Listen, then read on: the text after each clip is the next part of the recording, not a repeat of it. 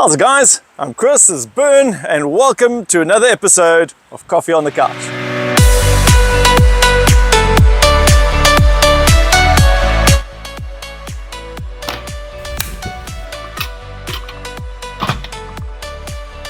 This episode is proudly sponsored by the good folk at Brew the Bean.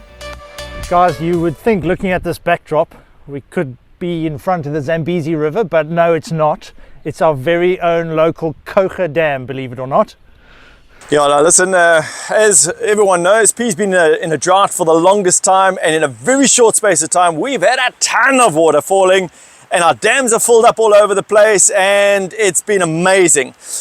And we've been wondering, where's Pea's water situation, what's going on in the dams, and you know, what's the vibe, what's happening out there?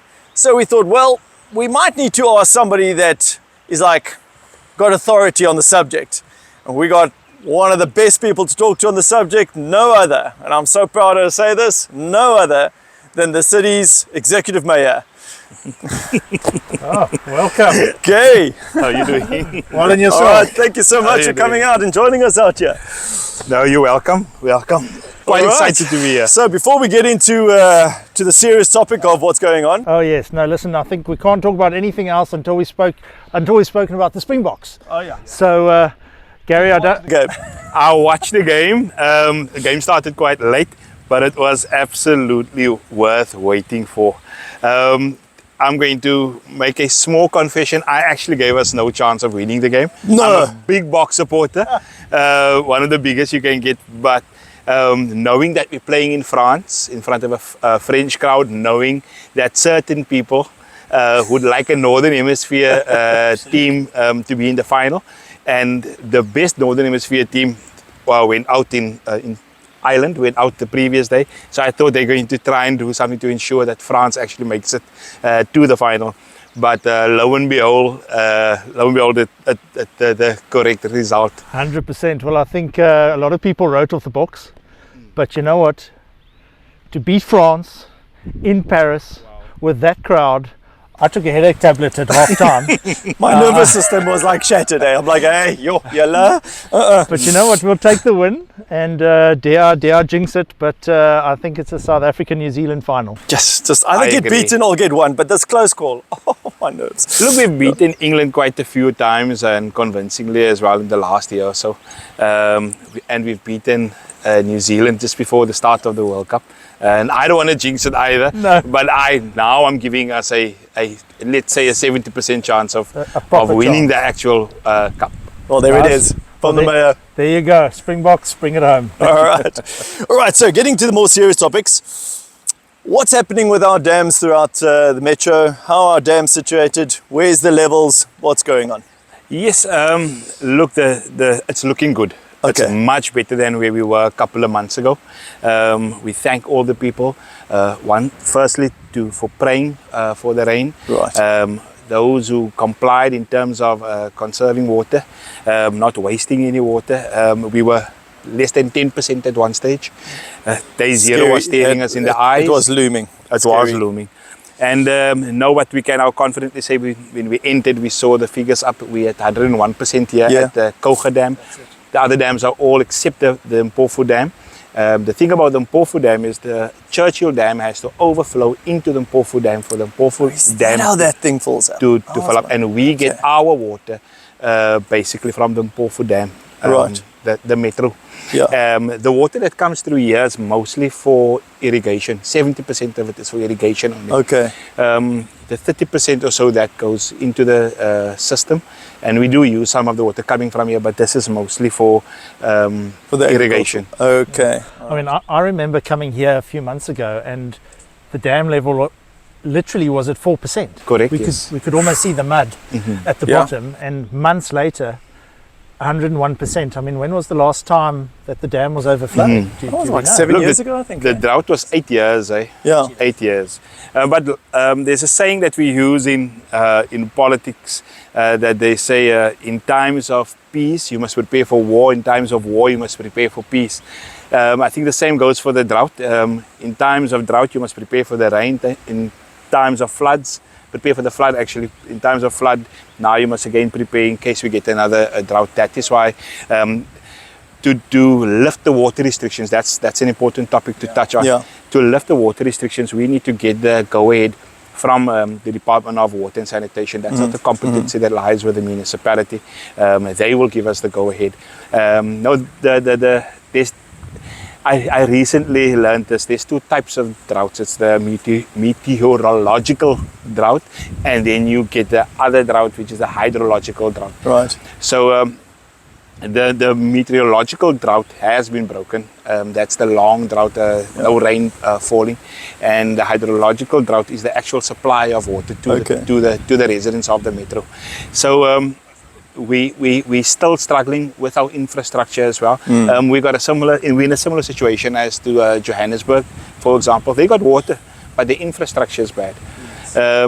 We're also struggling with our infrastructure, and I just read this morning's paper, for example, about the issue with our rivers, and how our rivers are full of E. coli and so forth.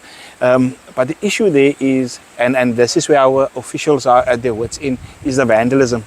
So what public health does is they monitor it. They monitor the pureness of the water in the river, how clean it actually is. Then if there's a problem, then they escalate it to infrastructure and engineering. They responsible for making sure that the water is clean in the rivers and so forth. But what infrastructure and engineering is saying is that there's actually an issue with security around our rivers and dams. So now safety and security need to come in and secure the asset that way. So this is quite a complex problem. It's a really a complex problem. It's going to cost us some money to fix, and we're going to need all hands on deck from the residents as well. The residents know who these vandals are that's stealing our cables and so forth. Like the one official said, what today you lay the pipe or the electricity line or whatever, tomorrow it's gone again. Sure. We can't go back repeating this thing over and over, and it's all to do with vandalism. And let's just say it's crime, it's criminal what the people are doing. And what could happen is that people could die as a result of drinking water. Drinking the water, yeah. So yes, we are in a conundrum at the moment with the quality of the water from these rivers that were reported on. But yes, we are here for the good news. For the good news. It's such I love the drive up until here. It's beautiful. Everything's so green. I must come here. I must bring the family here. We just spoke earlier that probably not even 1% of the people of the metro ever saw this. I've seen this. And if you guys didn't bring me out here today, I probably wouldn't Is have this your come first here. time out here? This is my first time out here. There we go. There we go. But you know, the takeaway, what I'm hearing you saying is that analogy you used about planning for, in the good times, plan for the bad times. Correct, yes. Is, you know, the takeaway, I think that us in the metro, we've come out of a heavy drought, and I think it would be good practice to continue doing what we've done, sparing, even though the dams are full.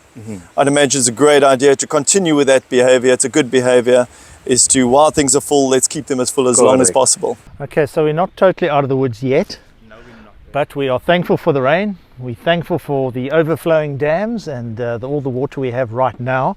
We will continue to exercise our positive thinking. Yes. Absolutely. And we need to keep our eyes on the Mpofu Dam. That's the one. That's the one. Last week it was sitting at 27%.